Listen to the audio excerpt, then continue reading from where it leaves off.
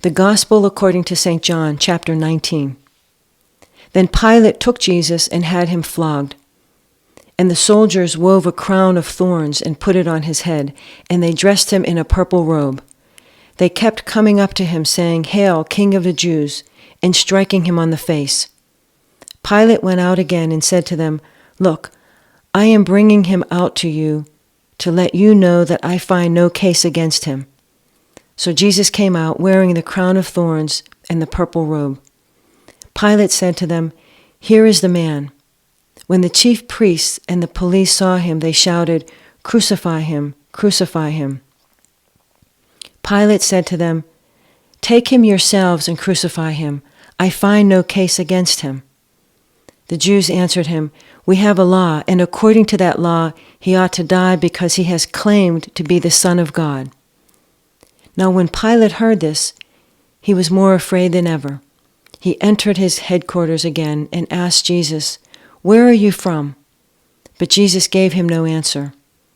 Pilate therefore said to him, "Do you refuse to speak to me? Do you not know that I have power to release you and power to crucify you?" Jesus answered him, "You would have no power over me unless it had been given you from above. Therefore, the one who handed me over to you is guilty of a greater sin." From then on, Pilate tried to release him, but the Jews cried out, "If you release this man, you are no friend of the emperor. Everyone who claims to be a king sets himself against the emperor." When Pilate heard these words, he brought Jesus outside and sat on the judge's bench at a place called the Stone Pavement, or in Hebrew, Gabbatha. Now it was the day of preparation for the Passover, and it was about noon. He said to the Jews, "Here is your king."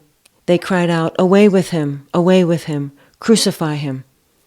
Pilate asked them, "Shall I crucify your king?" The chief priests answered, "We have no king but the emperor." Then he handed him over to them to be crucified. So they took Jesus, and carrying the cross by himself, he went out to what is called the place of the skull, which in Hebrew is called Golgotha. There they crucified him, and with him 2 others, one on either side, with Jesus between them.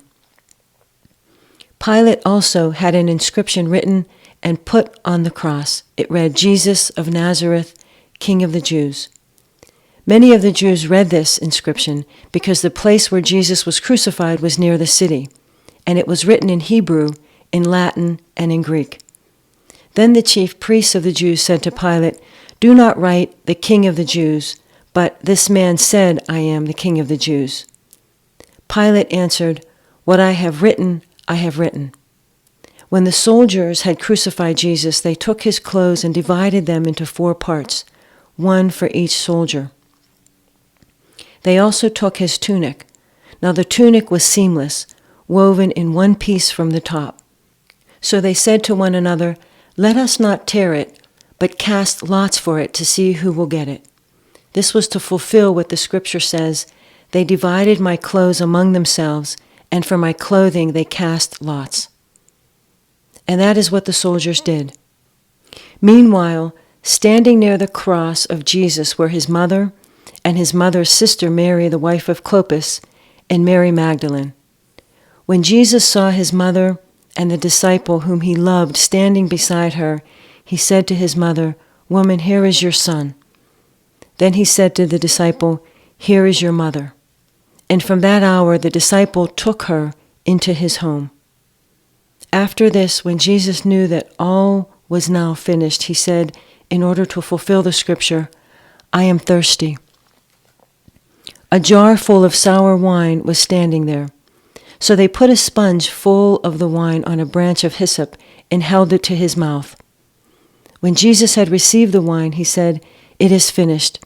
Then he bowed his head and gave up his spirit. Since it was the day of preparation, the Jews did not want the body left on the cross during the Sabbath, especially because that Sabbath was a great day of solemnity. So they asked Pilate to have the legs of the crucified men broken and the bodies removed. Then the soldiers came and broke the legs of the first and of the other whom had been crucified with him. But when they came to Jesus and saw that he had already been dead, they did not break his legs. Instead, one of the soldiers pierced his side with a spear, and at once blood and water came out. He who saw this has testified so that you may also believe. His testimony is true, and he knows that he tells the truth. These things occurred so that the scripture might be fulfilled. None of his bones shall be broken.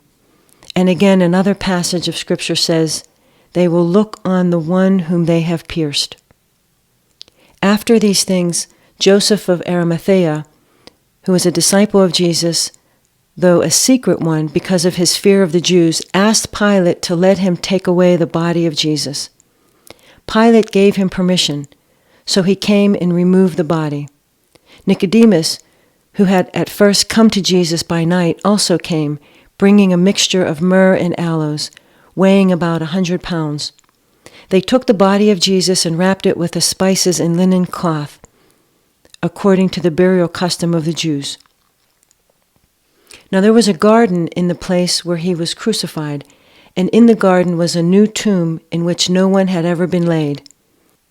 And so, because it was the Jewish day of preparation and the tomb was nearby, they laid Jesus there.